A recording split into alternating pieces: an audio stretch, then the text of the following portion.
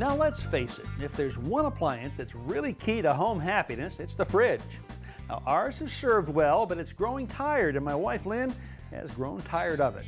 Now I didn't pay much attention to this fact at first, but as the discontent grew, I decided I'd better listen up. Ron, it's definitely time. For the baby? No, not for the baby. Oh my God. No, for a new refrigerator. This one is just... Sorry, I didn't mean to scare you.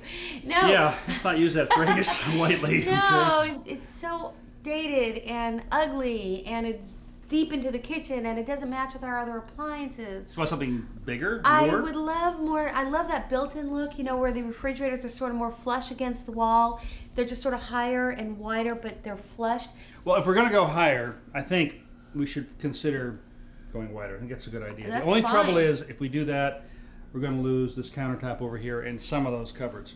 You know what we could put over here is maybe some kind of a store food in. A Pantry? Pantry, Pantry. right. I want to get some cardboard. I want to make a little mock-up for you to look at. So you're actually seriously considering my idea? I'll consider it. Well, here is your virtual refrigerator and My pantry. virtual. Yeah, Oh, set it right up on the what a countertop. mock-up. This is a great idea. All right. Now, from here over to here is the new fridge, and then the Wait, hold on. pantry I gotta would be from here over. get the full feeling Yeah, here. stand back. And this is what I want you to do, is kind of take in the effect it has on the room. You know, I it's love tall, it. it's massive. I see storage. I want to take the computer and I want to design this. Okay, so there it is. There's the fridge. Here's the pantry over here.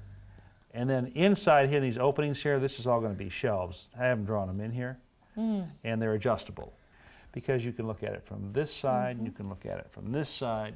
We are using virtually every square inch of space in there. Excellent. You don't have stuff buried behind on a shelf, and yet you don't have to go through and open a bunch Excellent. of compartments Looks to great. find what you want. Looks So you great. happy with that? I think it's fantastic. Okay, should we build it? I think you should build it. First off, it's out with the old to make way for the new.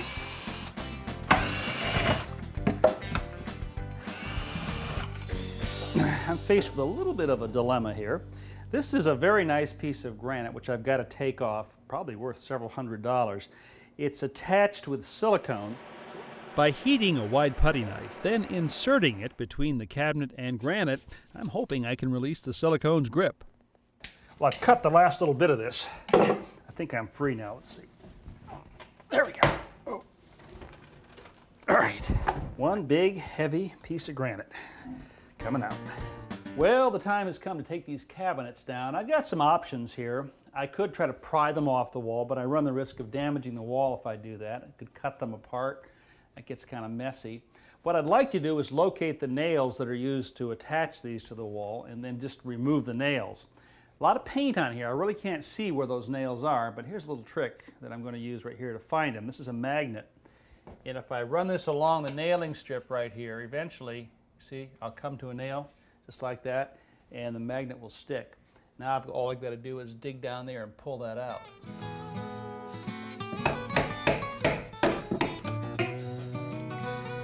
The cabinets are also attached to each other, in this case with nails. A reciprocating saw allows me to cut them apart. Finally, they come free.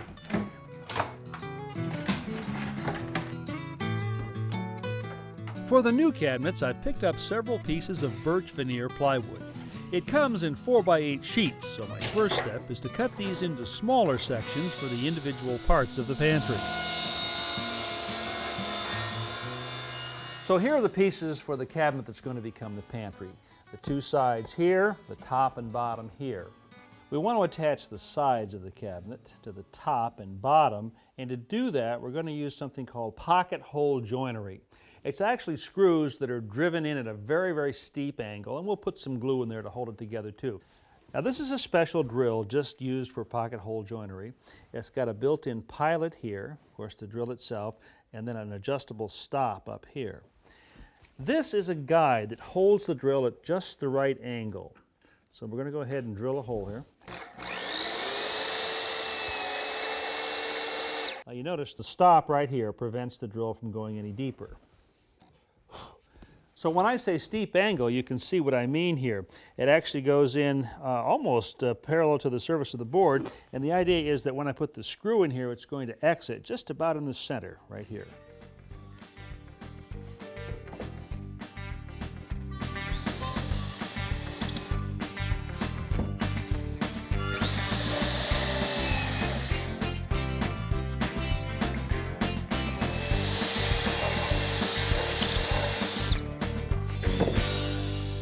Now we've got the holes drilled. It's time to glue and screw this together now.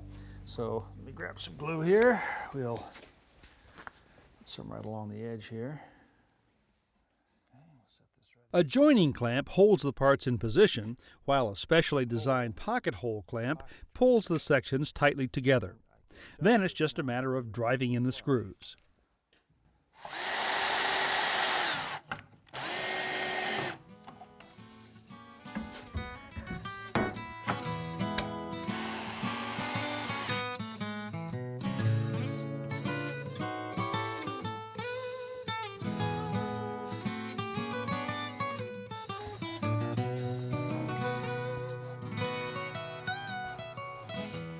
The bottom is slipped into place, and finally the 1/4-inch plywood back slides into position.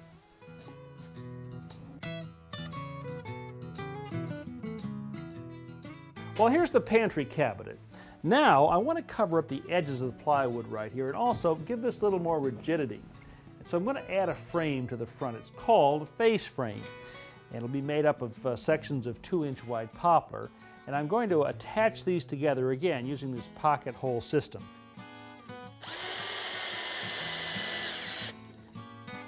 Once assembled, the face frame is glued and nailed to the front of the cabinet.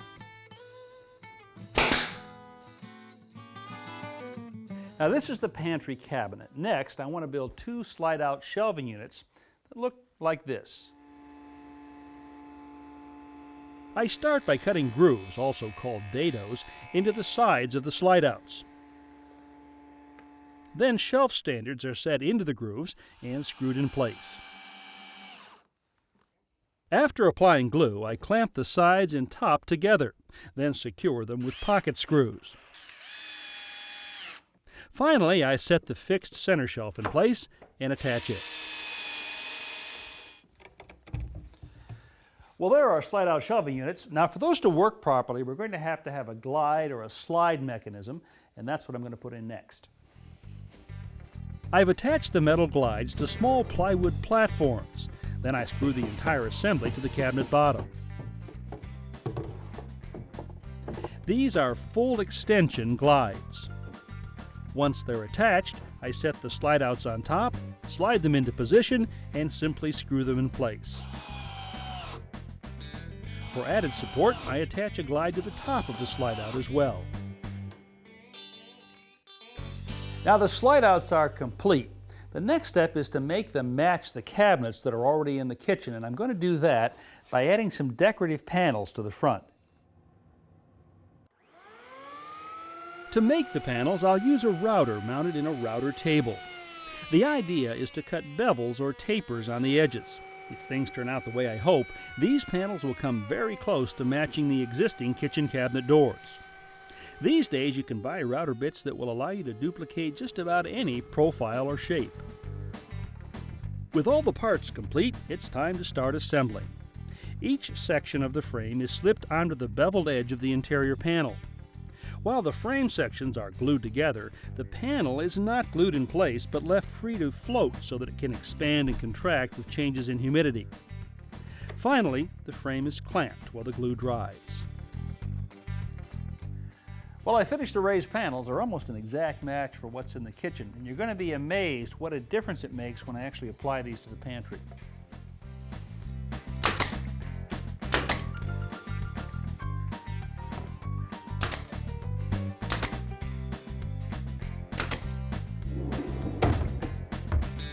Well, that pretty much finishes the work on the pantry.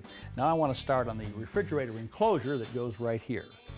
Like the pantry, the refrigerator enclosure is also made of birch plywood and held together with glue and the pocket hole joinery. I think of it as simply a box into which the refrigerator will roll. Again, I attach a solid wood face frame to conceal the front edge of the plywood.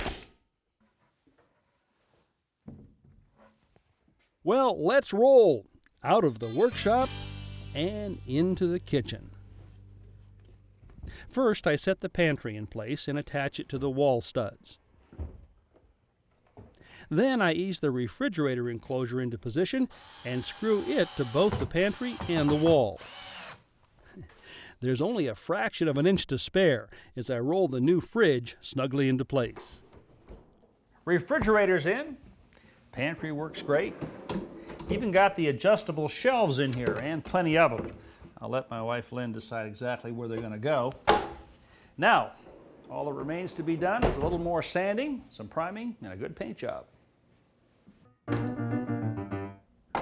Hey, you're putting it right to use, huh? Oh yeah, it is so great for storage. Didn't that turn out nice? It really did. I mean, tall things, medium, short, it's great. And these are completely adjustable. Put them any place you want. If you want more shelves, I'll make you some more.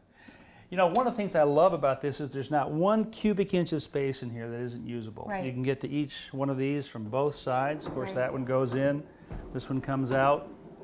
So it's, you know, storage space galore, a lot more than we ever had with another arrangement, right? Yeah, it's very, very slick.